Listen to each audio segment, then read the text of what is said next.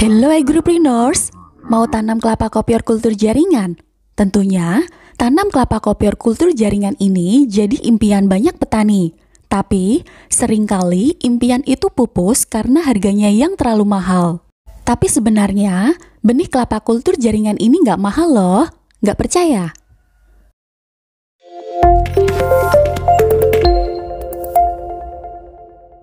Harga benih kelapa kultur jaringan memang jauh lebih tinggi dibanding dengan kelapa perbanyakan konvensional. Tapi kalau kita perhatikan lagi, harganya sangat sesuai dengan mutu benih yang akan kita dapat. Sekarang, langsung simak aja ya penjelasan dari ahlinya. Kalau mau memancing ikan besar harus pakai ikan besar. Kalau mancing ikan besar pakai ikan teri ya nggak dapat apa, nggak bakalan dapat apa-apa. Maksud saya begini, harga yang tinggi itu tergantung kita melihatnya dari produknya. Ada beberapa pembeli yang dulu selalu protes, kenapa Pak harganya mahal? Karena waktu itu kami jual satunya masih 1 jutaan. Dia bilang kenapa mahal? Ya coba aja dulu Pak. Nanti kalau mahal ya dikembalikan nggak apa-apa. Setelah berbuah, saya tanyai, Pak memang harganya mahal? Oh enggak Pak. Kenapa nggak mahal Pak? Karena satu tandannya 20 butir. 20 butir satunya dijual 30.000 sama yang beliau ini, yang orang Bengkulu.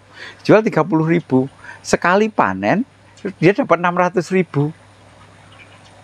2 kali panen, padahal 2 kali panen itu hanya dalam waktu tidak lebih dari 1 bulan. Kelapa itu dipanen 20 hari sekali. 2 kali panen, itu harga 1 juta sudah nutup itu. Padahal kelapa bisa hidup sampai 50 tahun lagi. Ayo mau bilang mahal. Karena semuanya kita kerjakan pakai kultur jaringan. Semuanya. Jadi produksi bibit ini hanya bisa dikerjakan pakai kultur jaringan. Nah, kultur jaringan itu otomatis perlu media. Medianya itu bahan-bahan kimia yang kita tidak bisa pakai bahan kimia yang ada di pasar. Kita belinya harus bahan kimia yang pure, yang analytic, yang khusus untuk kultur jaringan. Yang Merck atau Sigma gitu. Nah, itu mahal karena Indonesia nggak bisa bikin, itu impor itu. Bahan-bahan kimianya. Listriknya bayar. Terus tenaga kerjanya banyak. Kenapa banyak? Karena dari dalam tabung itu setiap bulan harus dipindah ke tempat yang baru. Kalau pas pindah gagal, itu dibuang. Karena berjamur, buang. Istilah di kultur jaringan namanya kontaminasi. Itu dibuang. Kalau nggak berjamur ya memang yang diharapkan tidak berjamur. Tapi begitu ada jamur, dibuang. Nggak bisa diapa-apakan.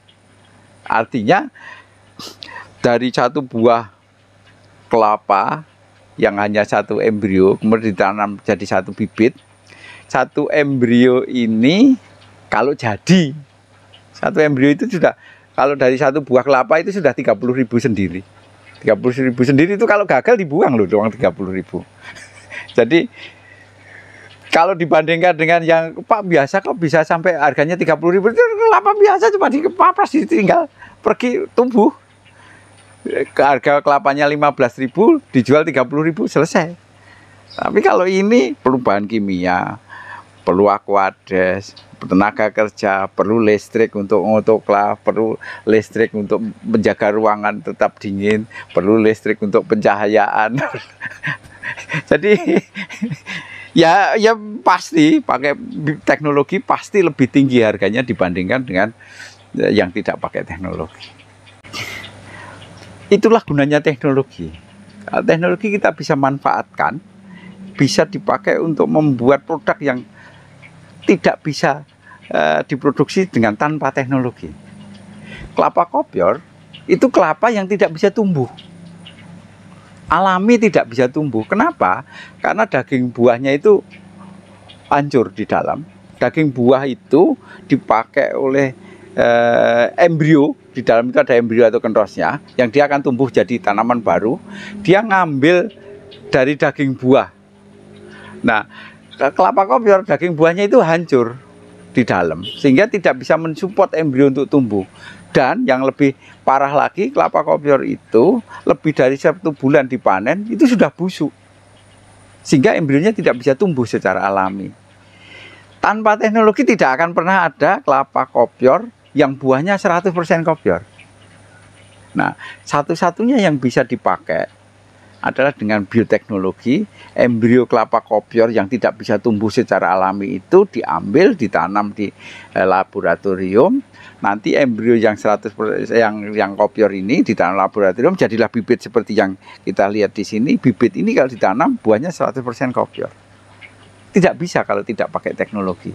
Maka kita menguasai teknologi itu kuncinya.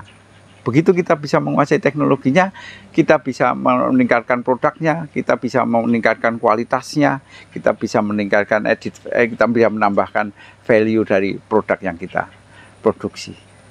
Dan yang lebih penting, saingannya sedikit.